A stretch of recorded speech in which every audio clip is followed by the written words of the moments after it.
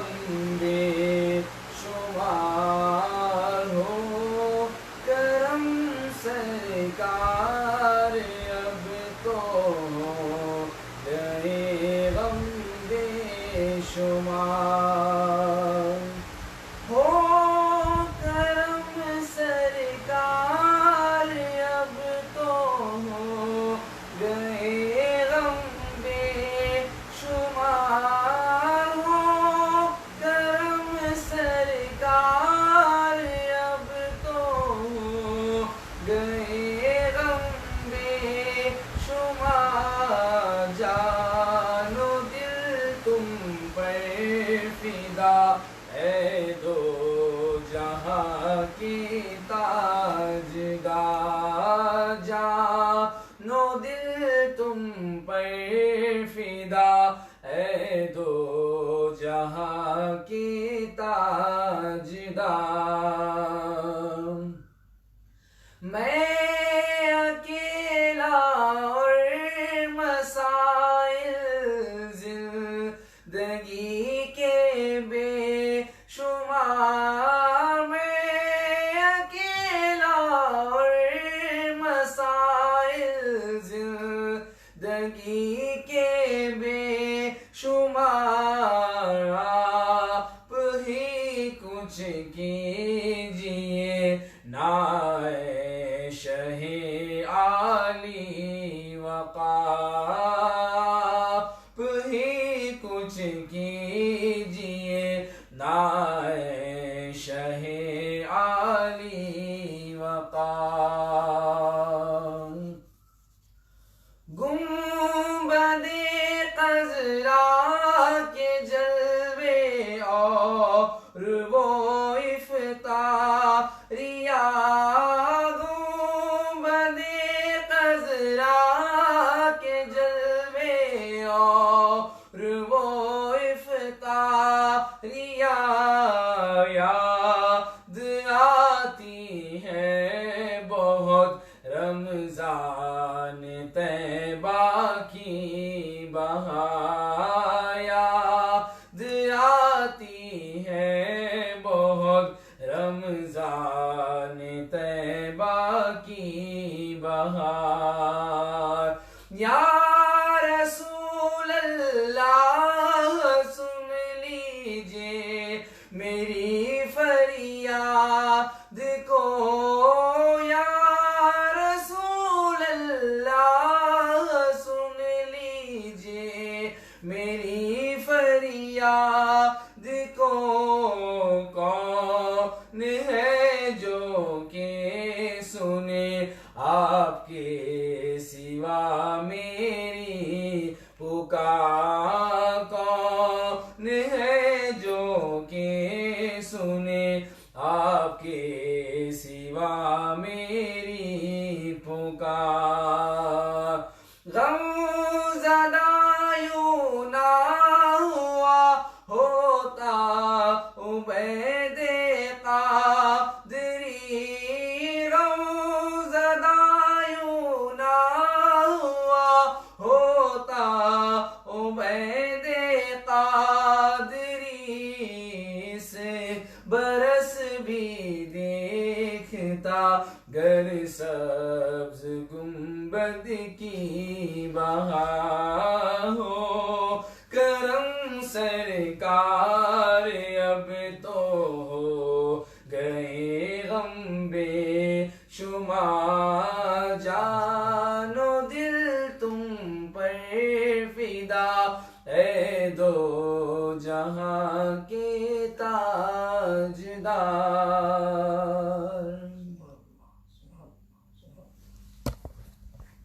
अस्सलामु अलैकुम वरहमतुल्लाहि तआला वबरकातुहू। मुअज़्ज़िज़ नाज़रीन किराम, आप सभी का शमा से टाइम में इस्तकबाल करते हैं। मैं हूँ आपका मेज़बान अब्दुल रसीद अब्दुल्ला। अल्हम्दुलिल्लाह नाज़रीन किराम, जिस तरह कि आप सभी वाकिफ़ हैं कि अल्लाह तबारक व तआला की तरफ से हम पर नाज़िल किया हुआ एक बेहतरीन प्यारा महीना है, जिसमें हम और आप मिलकर अल्लाह तबारक व तआला की अनगिनत नेमतों से हम भरपूर फ़ायदा उठाते हैं। और इसी तरह अल्लाह तबारक व तआला का एहसान अज़ीम ये भी है कि अल्लाह तबारक व तआला ने हम सबको इसमें हम हमारी तमाम ज़िंदगी के अमाल को बेहतर बनाने के लिए अल्लाह ने हम सबको इसमें बेहतरीन इबादत करने का एक मौका इनायत फरमाया है।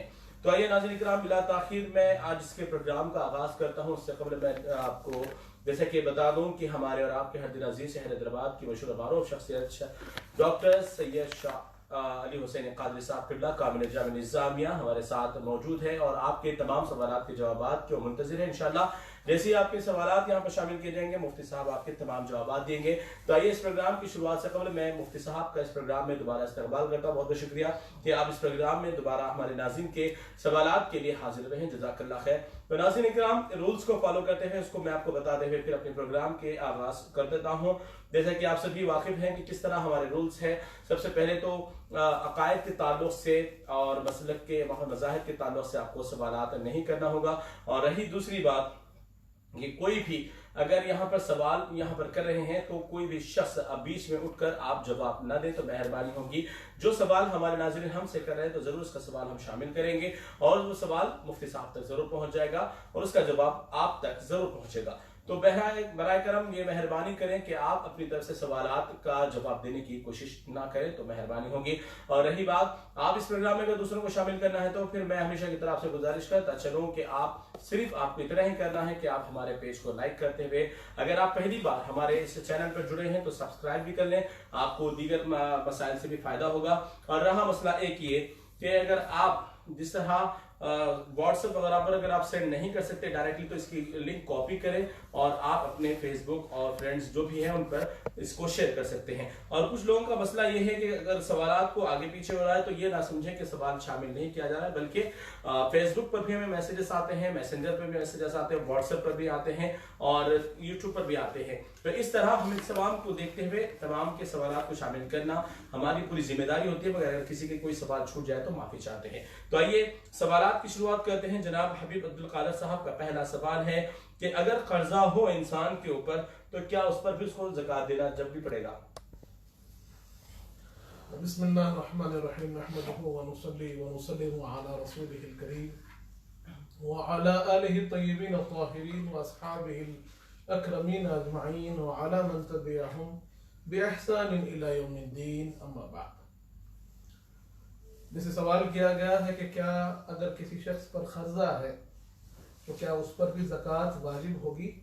तो यहाँ पर देखा जाएगा कि जो कर्जे की कीमत है या जो अमाउंट है कर्जे का कितना है, कि अगर कर्जे का जो अमाउंट है और जो इनके पास माल है उन दोनों में क्या फ़र्क है देखा जाएगा। पहले असली माल से कर्जे की जो कीमत है वो निकाल दी जाएगी, कर्जे का अमाउंट निकाल दिया जाएगा। उसके बाद अगर इनके पास 6 तोले से ज़ायद के उतना निसाब या उसके बराबर का कैश बचता है, उतने पैसे बचते हैं, तो फिर इनको ज़कात देनी होगी। या फिर दूसरा जो निसाब है 42.5 तोले चांदी का, वो निसाब कम होता है, अगर वो निसाब तक भी इनके पास पैसे हैं तो उस पर भी ज़कात वाजिब होगी। जी जज़ाकल्लाह खैर। मोहम्मद इमादुद्दीन मुजाहिद साहब का एक सवाल है कि चिट्ठी जो आजकल लोग डालते हैं बिजनेस वगैरह के लिए भी डालते हैं, अपने पर्सनल खर्चात के लिए भी डालते हैं, तो क्या ये डालना क्या हुक्म क्या है? और इसमें क्योंकि शर्त ये है कि अगर 10 महीने की चिट्ठी है तो 1 महीने का जो अमाउंट एक्स्ट्रा उन्हें पे करना पड़ता है। चिट्ठी वाले जो हजरात महफूज करते हैं चिट्ठी को, उन्हें 1 महीने का अमाउंट देना पड़ता है। तो ये दुरुस्त होगा या नहीं? बिस्मिल्लाहिर्रहमानिर्रहीम। चिट्ठियों का जो मामला है कि जैसे लोग हर महीना कुछ ना कुछ पैसे ले जाकर किसी एक शख्स के पास रखा देते हैं और फिर वो शख्स जो रखता है वो 1 महीने के पैसे जायद लेता है। तो ये जो जायद पैसे लिए जा रहे हैं ये नाजायज है, ये मना है, ये जायद पैसे लेना दुरुस्त नहीं है। हाँ, अगर किसी के पास ऐसा एहतमाम है कि जितने पैसे आप दे रहे हैं उतने पैसे वो आपको वापस कर दे रहे हैं तो ये जायज है। लेकिन उसके अंदर अगर वो करने वाले जायद ले रहे हैं या आखिर में लेने वालों को ज्यादा पैसे मिल रहे हैं तो पैसे पर पैसा ज्यादा लेना या पैसे पर पैसा ज्यादा देना ये दोनों भी नाजायज है, इसका कोई जवाज नहीं मिलता है। तो चिट्ठियों का कारोबार इस शक्ल में जो बताया गया है कि 1 महीने के पैसे जायद ले रहे हैं ये मुनासिब नहीं है। हाँ, अगर कोई पैसे जमा कर रहा है और आपको 12 महीने अगर 1000 रुपए के हिसाब से दे रहे हैं तो हर एक को 12-12 हजार रुपए मिल रहे हैं, उसमें ना पैसों में ज्यादती हो रही है ना पैसों में कमी हो रही है, तो फिर ये जायज है। पैसों में ज्यादती और कमी के साथ चिट्ठियों का लेना देना जायज नहीं है। जी, हबीब साहब की तरफ से एक और सवाल है कि शाफई मसलक में बीवी के शोहर को छूने से या शोहर को बीवी के छूने से क्या दूसरे का वजू बाकी रहता है या टूट जाता है? बिस्मिल्लाहिर्रहमानिर्रहीम। जैसे यहाँ पर इमाम की खैद और उनकी तहकीक के बारे में पूछा गया है, तो इमाम शाफई रहमतुल्लाह अलैह रज़ी अल्लाह अन्हु के पास अगर कोई औरत शौहर को छूती है या शौहर बीवी को छूते हैं तो इससे उजू टूट जाएगा, उनको फिर उजू करना पड़ेगा। जी, अली खान साहब की तरफ से एक सवाल है। मुस्तफ़ा अली खान पूछते हैं कि आजकल के हालात के हिसाब से क्या घर में नमाज पढ़ सकते हैं या नहीं? बिस्मिल्लाहिर्रहमानिर्रहीम। घर के अंदर नमाज पढ़ना जायज है, पढ़ सकते हैं, और इन हालात में तो यही मशवरा है कि आप घर में ही नमाज पढ़ें, बाहर बेजरूरत जाने की जहमत ना फरमाएं। क्योंकि होता यह है कि आपके साथ आपके बुजुर्ग और आपके बच्चे भी जुड़े होते रहते हैं। अगर आपके पास अल्लाह ने ताकत दी है और इम्यूनिटी अच्छी है, तब भी आपके जरिए से दूसरों को ये बीमारी फैल सकती है। इसलिए बेहतर है कि घर ही में नमाज पढ़ें। अहमद साहब की तरफ से सवाल है कि दूसरा आशरा इख्तिताम को है, तो इस दूसरे आशरे में कसरत से कौन सा विर्द करना चाहिए? बिस्मिल्लाहिर्रहमानिर्रहीम। दूसरा अशरा हम जानते हैं कि ये अशराए मगफिरत है। इसके अंदर अल्लाह अपनी मगफिरत को आम फरमाता है और लोगों के गुनाहों से अल्लाह उनके गुनाहों को मेट देता है और लोगों को गुनाहों से आज़ाद करता है। ये मगफिरत का महीना है, तो इसके अंदर कसरत से हमें इस्तिग़फ़ार करना चाहिए। अस्तग़फ़िरुल्लाह पढ़िए या सय्यदुल इस्तिग़फ़ार पढ़िए या फिर रब्बिग़फ़िर वरहम व अंत खैरुर राहिमीन पढ़िए। ऐसे जुमले जिसके अंदर मग़फ़िरत तलब करते हैं, मग़फ़िरत की दुआ होती है, वो इस्तिग़फ़ार के जुमले ज़रूर अपने दुआओं में शामिल कीजिए। जी, जज़ाकल्लाह खैर। एक और सवाल है कि रोज़े में अगर जिस्म के कोई भी हिस्से से खून निकल जाता है, मार लगकर या फिर कोई थोड़ा फुंसी वगैरह से निकलता है और अपनी जगह से बह जाता है, तो क्या इस हालत में रोज़ा बाकी रहता है, टूट जाएगा? बिस्मिल्लाहिर्रहमानिर्रहीम। अगर रोजे की हालत में जिस्म को मार लग जाए या किसी और वजह से जिस्म से खून बहने लगे, तो उससे रोजे में कोई फर्क नहीं होता, अलबत्ता उजू टूट जाता है। जी, और एक सवाल के मुफ्ती साहब के मगरिब का टाइम कब तक बाकी रहता है? बिस्मिल्लाहिर्रहमानिर्रहीम। हमने कल भी इसको शामिल किया था और समझाया था कि मगरिब का वक्त शुरू होता है सूरज के गुरूब होने से, यानी सूरज के डूबते ही मगरिब का वक्त शुरू होता है और ये चलता है शफ़क़ अबियज़ के ख़त्म होने तक। यानी शफ़क़ अबियज़ यानी इसको अगर गौर करना है तो जब आप मगरिब का वक्त शुरू हो जाए उसके बाद जाकर आसमान को देखिए, तो पहले एक लाल रोशनी की तरह छा जाएगी, उसके बाद वो लाली खत्म होकर एक सफेदी छा जाएगी, फिर कुछ देर बाद वो सफेदी भी खत्म होकर बिल्कुल तारीक अंधेरी रात नजर आएगी। वो जो सफेदी खत्म होती है उसको शफ़क़ अबियज़ कहते हैं। जब वो शफ़क़ अबियज़ खत्म हो जाती है तो ये मगरिब का वक्त खत्म हो जाता है। तो अगर किसी को समझ में नहीं आता है तो 1 घंटे से 1.25 घंटे का वक्त होता है। जी, और हसन बाशमीन साहब का सवाल है कि अगर कोई ऐसी कंपनी में जॉब करता है, वो ऐसे मामलात में काम करता है कि काफ़ी दूर सफ़र पर निकल जाता है, लेकिन अब उसको दूर सफ़र में ना कोई मस्जिद है ना कोई ऐसा मालूमात का जिसे रोज़ा मालूम हो सके कि ये रोज़े का वक्त हो चुका है, और वो वक्त देखने का उसे वक्त नहीं मिला, तो अब इस दौरान अगर नहीं मालूम हुआ लेकिन शाम हो गई, तो इस दौरान रोज़ा बाकी रहेगा, मकरूह हो जाएगा या टूट जाएगा, तो क्या होगा? बिस्मिल्लाहिर्रहमानिर्रहीम। आजकल के दौर के अंदर अल्लाह ने ऐसी नेमतों से हमें नवाजा है, टेक्नोलॉजी का ऐसा एक तरक्की याफ्ता दौर चल रहा है जहाँ पर हम फ़ोन के अंदर भी ऐसे एप्लीकेशंस पाते हैं जो हमारे वक्त को, हमारे टाइम टेबल को बिल्कुल तरीके से बताते हैं। तो अगर इन हालात में भी शायद ऐसे हालात हो जाए कि फ़ोन ना हो और देखने का वक्त ना रहे, तो आप देख सकते हैं कि जैसे ही अंधेरा छा जाए आप देखते हैं कि सूरज डूब जाए तो वहां पर आप अपने रोजे को खोल ले सकते हैं। अगर उसके अंदर एक 5-10 मिनट आगे पीछे होता है तो रोजे में कोई फर्क नहीं आएगा। जी, अहमद साहब की तरफ से सवाल है कि गुस्ल की जब हाजत पेश आ जाती है तो कुरान को छीना तो नहीं होता, उस सख्त गुनाह है, लेकिन उस हालत में क्या कुरान को पढ़ सकते हैं क्या, अगर जो भी याद है सूरे? बिस्मिल्लाहिर्रहमानिर्रहीम। जब एक किसी शख्स पर गुस्ल वाजिब हो तो वो कुरान मजीद की क़िराअत भी नहीं कर सकता है। हाँ, गुस्ल वाजिब नहीं है और वुजू नहीं किया हुआ है तो वो बगैर देखे कुरान पढ़ सकता है, लेकिन अगर गुस्ल वाजिब है तो वो कुरान नहीं पढ़ सकता है जब तक कि वो गुस्ल ना कर ले। जी, एक और सवाल कि हबीब अल जुफरी साहब की तरफ से है कि गैर कौम के लोग आजकल बुर्का यानी कोई भी मुसलमान का लिबास जेब तन करते हुए खैरात मांग रहे हैं। अब लिबास तो उनका हमें जाहिर तौर पर बताता है कि वो कौन से मजहब के हैं, क्या इस हालत में भी क्या उनको हम खैरात दे सकते हैं या नहीं? बिस्मिल्लाहिर्रहमानिर्रहीम। अब खैरात दो किस्म की होती है, ये बात को थोड़ा समझना चाहिए। जो हम सदक़ात करते हैं वो दो किस्म के होते हैं, एक सदका वाजिबा होता है, एक सदका नाफिला होता है। सदका वाजिबा का मतलब ये होता है जैसे ज़कात है या फिर कफ़ारे के पैसे हैं या फिर जो है हम फिदिये के पैसे हैं, फितरे के पैसे हैं, या फिर हमने किसी चीज़ की नज़र और मन्नत मानी थी उसके पैसे हैं। तो ये जो सदका वाजिबा है, ज़कात, फितरा या फिर और जो कफ़ारे वगैरह के पैसे हैं, वो हम गैर मुस्लिम को नहीं दे सकते। अलबत्ता जो सदक़े नाफिला है यानी हम ऐसे ही खैरात करते हैं बगैर कोई वजह के, दिल में ख्याल आया किसी गरीब को कुछ पैसे देना है, देना चाहते हैं, दे रहे हैं, तो सदक़े नाफिला कहलाता है। वो सदक़े नाफिला गैर मुस्लिम को भी दे सकते हैं। जी, जज़ाकल्लाह खैर। हबीब साहब की तरफ से एक सवाल है कि क्या औरतों की इमामत तरावी की कर सकती है या नहीं? बिस्मिल्लाहिर्रहमानिर्रहीम।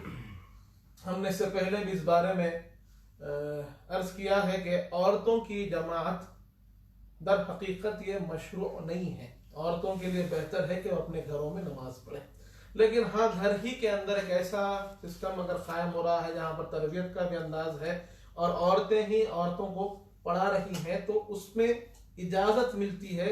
इस तौर पर इजाज़त है कि औरत उसी सफ में खड़ी रहकर, आगे नहीं जाएगी, उसी सफ में खड़ी रहकर इमामत कर सकती है।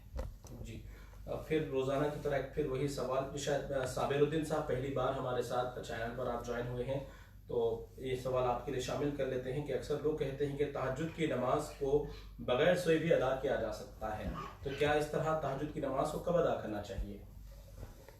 बिस्मिल्लाहिर्रहमानिर्रहीम। हमने अर्ज किया है कि तहज्जुद का जो वक्त शुरू होता है वो ईशा की नमाज के बाद शुरू होता है, यानी आदमी जब ईशा की नमाज पढ़ लेता है फिर तहज्जुद का वक्त वहां से शुरू होता है।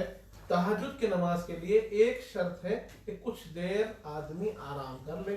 अगर तहज्जुद के यानी ईशा के बाद आराम नहीं किया है तो फिर वो नमाज तो बिल्कुल अदा हो जाएगी, उसको क़ियामुल लैल कहेंगे, उसको क़ियामुल लैल कहा जाएगा और वो नमाज भी सुन्नत है, बिल्कुल जो है अदा कर सकते हैं।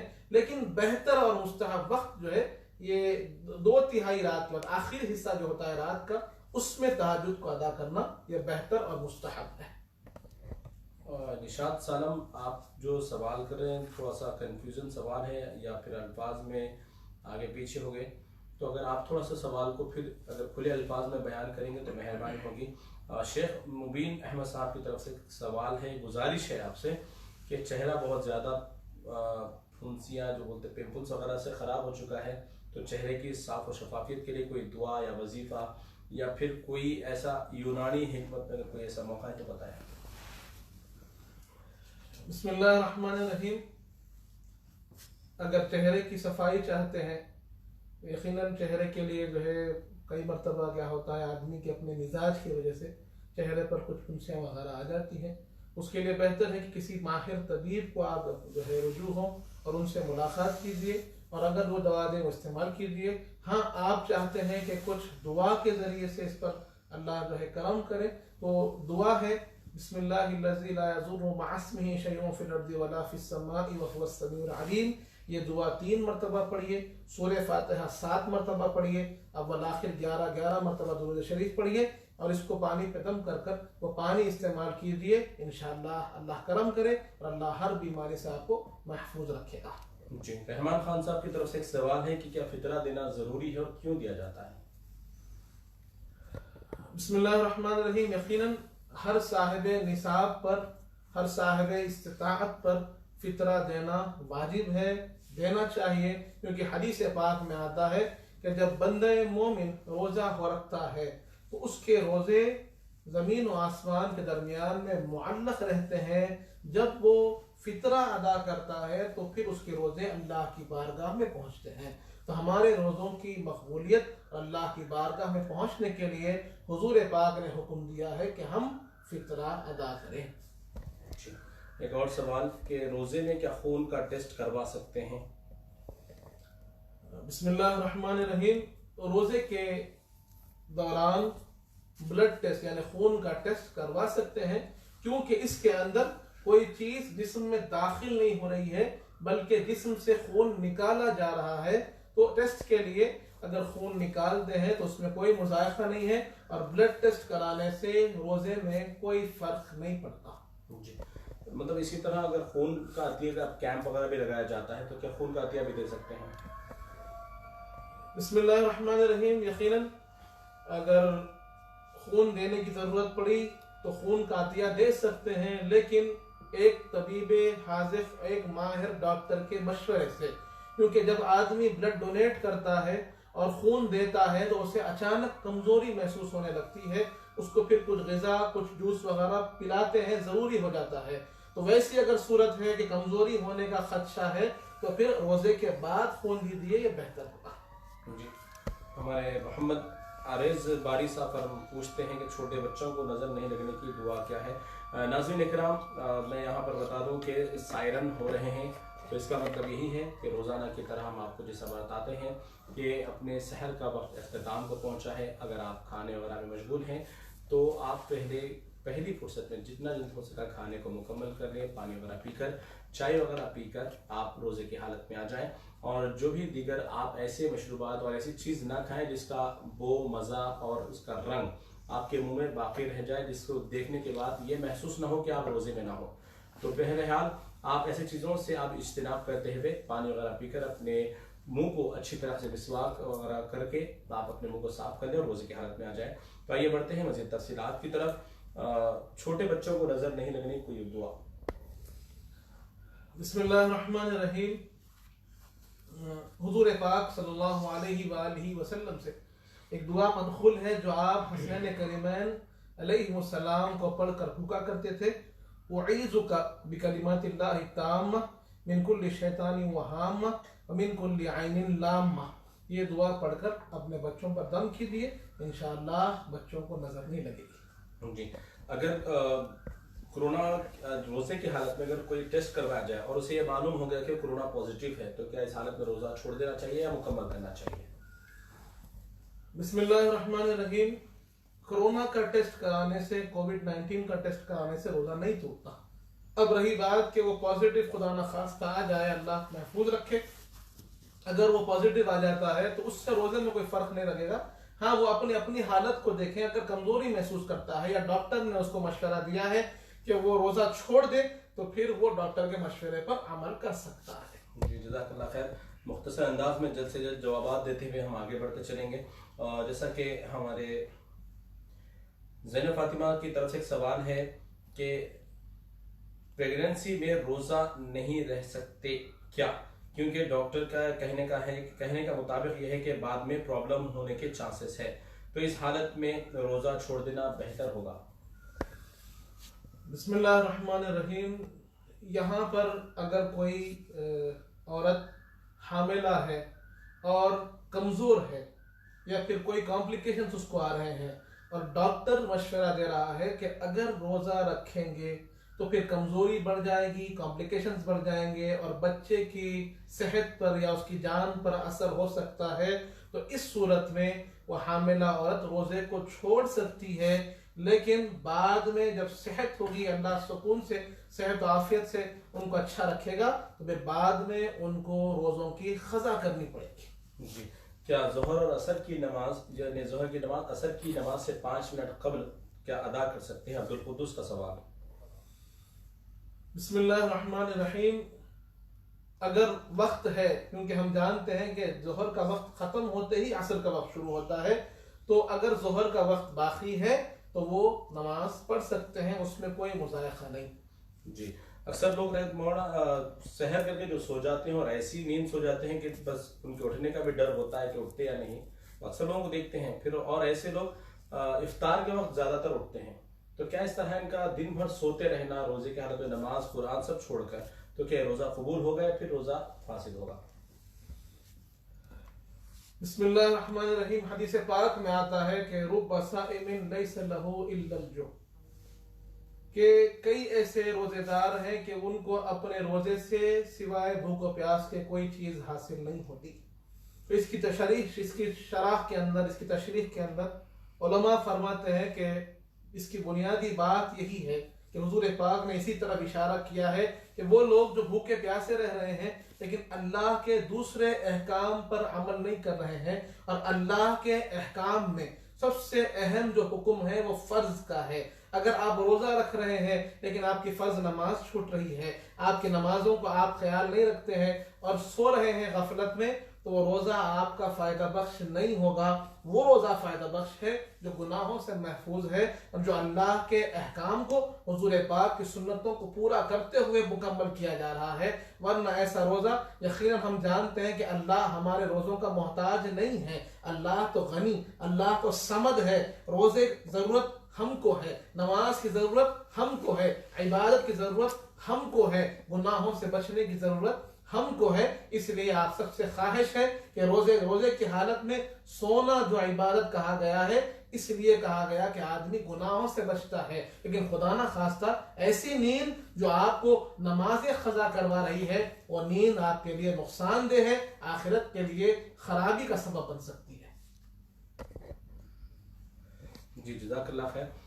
हिना शेख माफ़ी चाहते हैं, शायद कल आपका सवाल हम शामिल करने से कासिर है क्योंकि काफ़ी सवालात हमारे पास यहाँ मौजूद थे, और शायद हमारा जो प्रोग्राम का वक्त है 4 बजे से है। इंशाल्लाह कल के बाद इंशाल्लाह हमारा वक्त और भी पहले हम स्टार्ट करने की कोशिश करेंगे।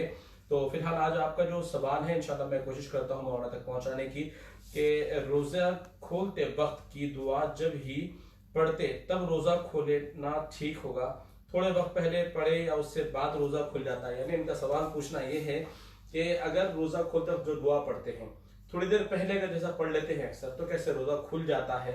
या फिर रोजा खोलने के बाद जब दुआ पढ़ते हैं तो कैसे रोजा टूटता है या फिर बरकरार रहता है? बिस्मिल्लाहिर्रहमानिर्रहीम। रोजे की जो दुआ है ये मसनून है, इससे हमको बरकत हासिल होती है। इसका रोजे के ऊपर कोई असर नहीं पड़ता कि अगर आप थोड़ा पहले पढ़ लें तो रोजे से कोई या रोजा खुल जाएगा, ऐसा नहीं है। या रोजा खोलने के बाद पढ़े तो उसमें कोई फर्क आएगा नहीं। दुआ पढ़ने से आपको बरकत मिलेगी, इसलिए आप दुआ पढ़िए।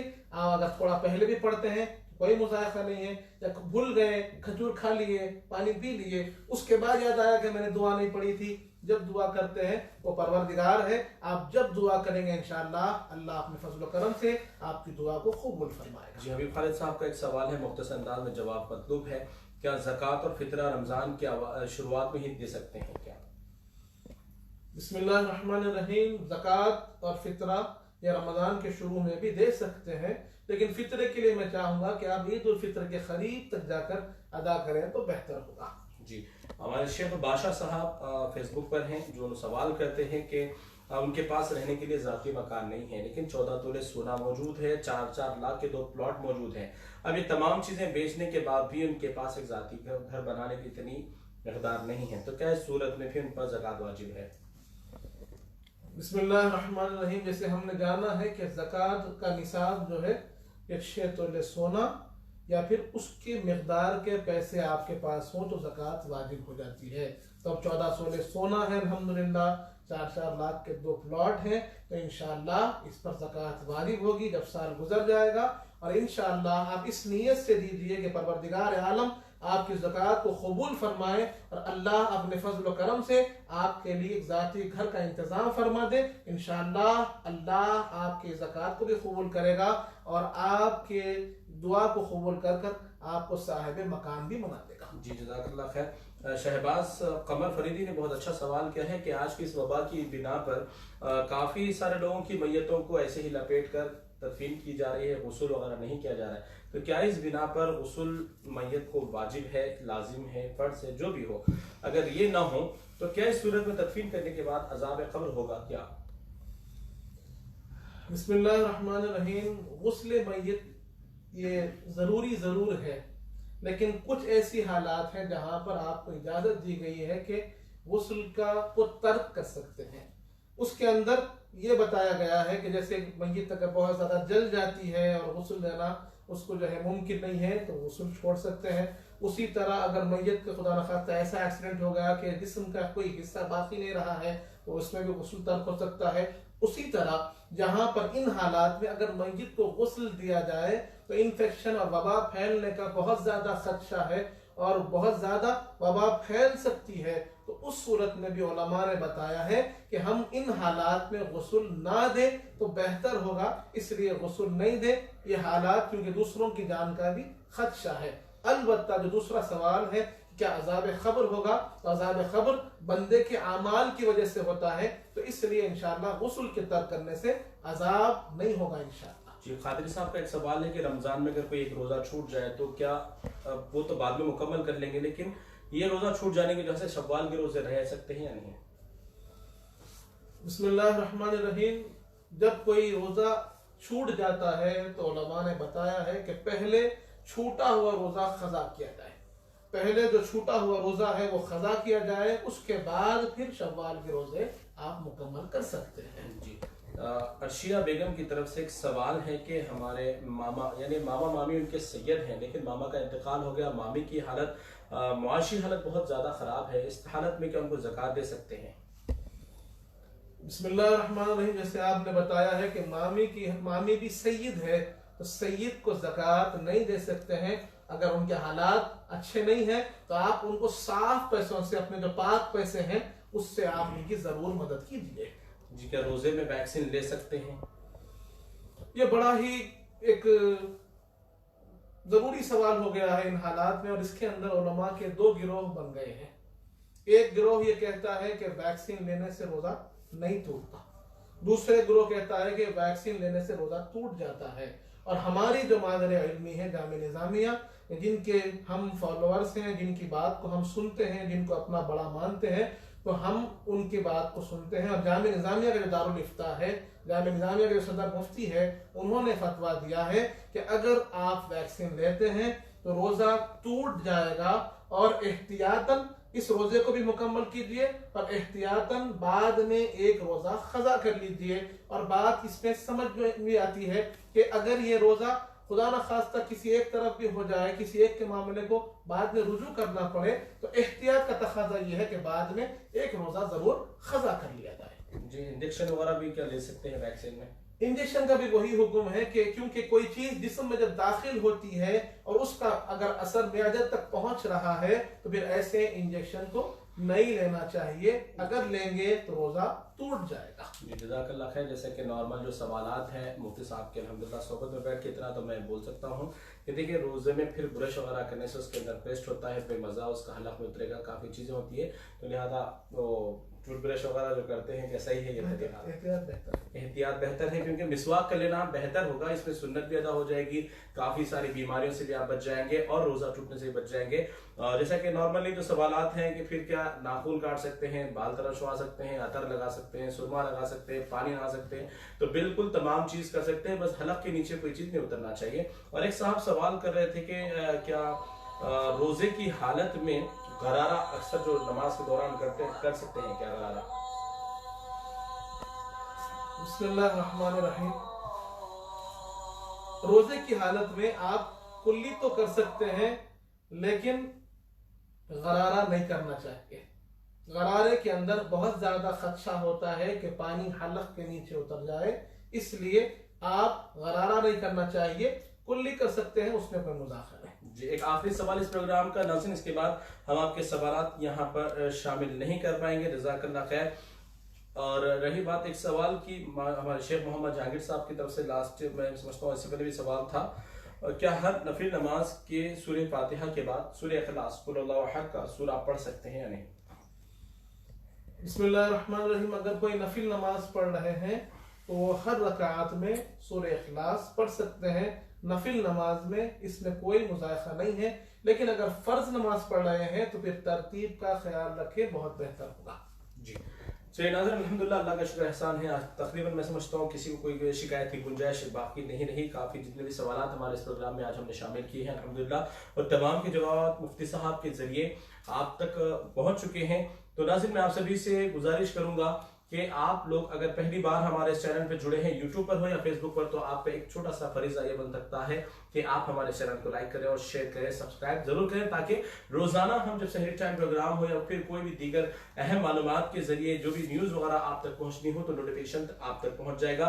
फिर आप हमारे साथ हर अच्छे और जो भी मालूमात के प्रोग्राम से उसमें शामिल हो सकते हैं। तो आज का ये प्रोग्राम का हम यही सिलसिला अख्तिताम करते हैं। फिलहाल मुझे हमारे मुफ्ती साहब का भी शुक्रिया मैं अदा करता हूँ, और इस प्रोग्राम को शामिल करने में अर्जा कलेक्शन ने जो हमारे साथ ताउन किया उनका भी शुक्रिया अदा करते हैं, और हमारी तमाम टीम का भी शुक्रिया अदा करते हैं जो हमारे साथ इस वक्त लाइव टेलीकास्ट करने में शामिल रहे। और तहे दिल से मैं आप सभी नाजरीन का शुक्रिया अदा करता हूं, क्योंकि माशाल्लाह रोजाना आप लोगों की मोहब्बत और आप लोगों की हिम्मत अफजाई और जुस्तजू से ही माशाल्लाह प्रोग्राम सक्सेसफुल जा रहा है। और अल्हम्दुलिल्लाह इसी तरह उम्मीद है कि कुछ आने वाले दिन जितने भी हमारे बाकी रहेंगे उतने दिन तक आप हमारे साथ जुड़े रहेंगे, इसी तरह दीनी मसाइल से जुड़े सवालात करते रहेंगे। तो नाज़रीन, फिलहाल आज इस प्रोग्राम का सिलसिला ये अख्तिताम करते हैं। मुझे और मुफ्ती साहब को और हमारी सारी टीम को दीजिए इजाजत। अस्सलामु अलैकुम व रहमतुल्लाहि व बरकातहू।